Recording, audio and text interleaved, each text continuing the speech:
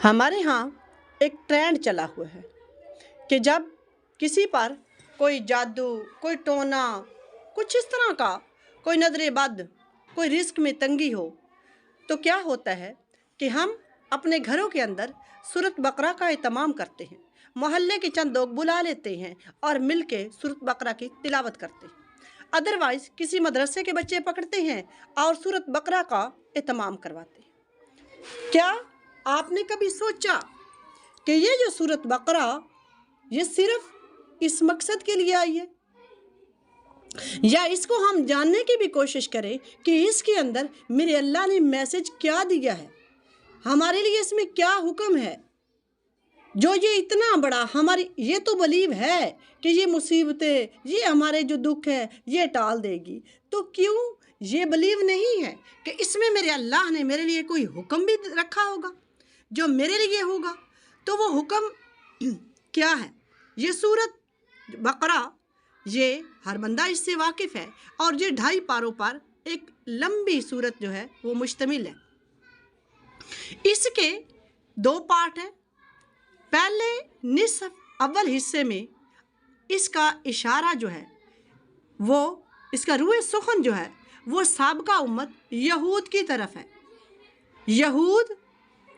ہم سے پہلے اللہ کے نمائندے تھے، اللہ کے نمائندے تھے، اور اس وقت امت مسلمہ کی حیثیت سے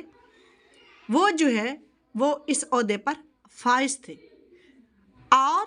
اللہ نے ان کی بدعمالیوں کی وجہ سے ان سے یہ عہدہ لے لیا، بدعمالیوں کی وجہ سے۔ اور اللہ نے فرمایا کہ میں نے تمہارے اوپر احسانات کیے، رحمتیں نازل کی، تمہارے اوپر کرم کیے، تمہیں کامیابیوں سے نوازا، لیکن تم مسلسل بدعمالیاں کرتے گئے، اور اسی بدعمالیوں کی وجہ سے اللہ نے ان سے یہ عہدہ، یہ مرتبہ، یہ مقام چھین لیا، اور وہ اس مقام سے معزول کر دیے گئے۔ لہٰذا پھر یہ عہدہ، یہ مقام، یہ مرتبہ امت محمدیہ صلی اللہ علیہ وسلم پر کے پاس آ گیا۔ یہ عہدہ ہمارے پاس ہے، اور ہمیں ایک بہترین امت کہا گیا ہے، اور فرمایا گیا ہے کہ یہ بہترین امت ہے جو لوگوں کو نیکیوں کا حکم دیتی ہے اور برائیوں سے منع کرتی ہے۔ مطلب یہ کہ ہم خود بھی سیکھیں، ہم خود بھی نیک بنیں، خود بھی قرآن جاننے کی کوشش کریں، اور قرآن کے اندر کیا میسیج ہے، کیا وہ کیا باتیں تھیں، وہ کیا نافرمانیاں تھیں جن کی وجہ سے سابقہ امت اللہ سے دور ہو گئی، سابقہ امت اللہ سے دور ہو گئی، اور پھر اتنا بڑا عہدہ، اتنا بڑا مقام اور مرتبہ اس امت کے پاس آ گیا۔ اب اس امت کا کام کیا تھا؟ اس امت کا کام کیا تھا کہ وَاعْتَصِمُوا بِحَبْلِ اللَّهِ جَمِيعًا، اس قرآن کو مضبوطی سے تھام لیتے، اس قرآن کو مضبوطی سے تھام لیتے جس طرح ہم کسی قیمتی چیز کو سنبھال کر تھام لیتے ہیں۔